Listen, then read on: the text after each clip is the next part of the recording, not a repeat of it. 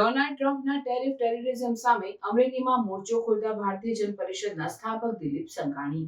અમેરિકાના ટેરિફ લાગુ કરવાના અને એની સામે દેશમાં જનજાગૃતિ લાવવા અને અમેરિકાને પાઠ ભણાવવા ભારતીય જન પરિષદના સ્થાપક દિલીપ સંઘાણી અમરેલીના રાજકમલ ચોકમાં અમેરિકી ચીજ વસ્તુઓની હોડી કરી અને અમેરિકન વસ્તુઓનો બહિષ્કાર કરવાનો પ્રારંભ આખા દેશમાં સૌ પ્રથમ અમરેલીથી કર્યો છે. આ કાર્યક્રમમાં પૂર્વ સાંસદ નારાયણભાઈ કાછડિયા અને ડોક્ટર ભરત કાનબારા સહિત કાર્યકર્તાઓ જોડાયા હતા.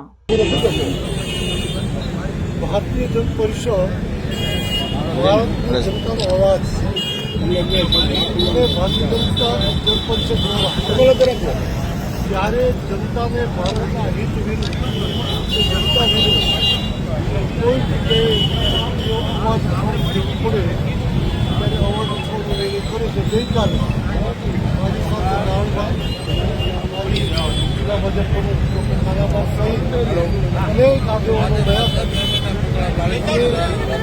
આ બાબતનો અવાજ ઉઠાવવાનો નિર્ણય કરીને અમેરિકન પ્રોડક્ટ એનો બહિષ્કાર કરવો છે. બંને અમેરિકન પ્રોડક્ટને જે રીતે આઝાદી વખતે વિદેશી આઇટમોની હોળી થતી લોકોને હોળી કરવી અને જનજાગૃતિ માટેના કાર્યક્રમો હાથ ધરવા એવો નિર્ણય ભારતીય જનતાએ જ્યારે રાષ્ટ્રમાં જે કોઈ પ્રકારની આફતો આવે એનો સામનો કરવા માટે પોતાની શક્તિ અને ભક્તિ બતાવીને ભારતને અડીખમ રાખી. જ્યારે લાલ બહાદુર શાસ્ત્રીજી પ્રધાનમંત્રી હતા, અમેરિકા અનાજ આપવામાં પણ ચૂકીદાર કરતી હતી. જે પશુ આહારમાં ચાલે એવું અનાજ ભારતને જ્યારે આપતા હતા એ દિવસોમાં લાલ બહાદુર શાસ્ત્રીએ વડાપ્રધાન તરીકે અપીલ કરે કે ભારતમાં અનાજ એક દિવસ ઉપવાસ એ દિવસોમાં હોટલો પણ એક દિવસ બંધ રાખીને ભારતીય જનતાએ ઉપવાસ કર્યા હતા. હવે તે ઉપવાસ બનીને પણ એટલા નથી.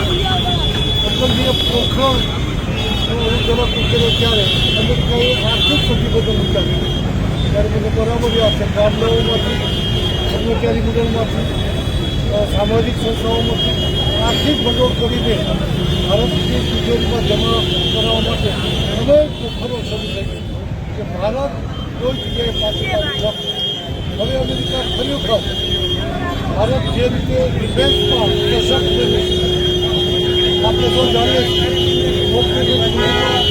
ભારતમાં બનાવેલા સંસાધનો દ્વારા અમેરિકન અને ચાઇનાના જે જગ્યાએ કોર્ટ જવાબ આપનારા તેમના ડિફેન્સના વિમાનોને તોડી પાડી અને વિજય પ્રાપ્ત કર્યો.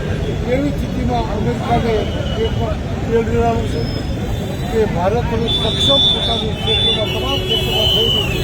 આર્થિક સ્થિતિમાં વિશ્વમાં ત્રીજા નંબર તરફ જયેલું છે.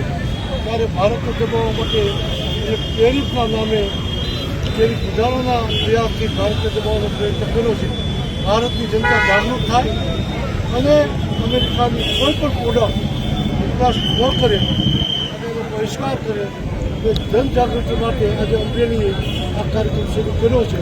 આપણા સૌના માધ્યમથી, મીડિયાના માધ્યમથી દેશની જનતાને વિનંતી કરું છું આપણે સૌ જાગૃત થઈને ભારતની શક્તિને ભક્તિ બતાવીને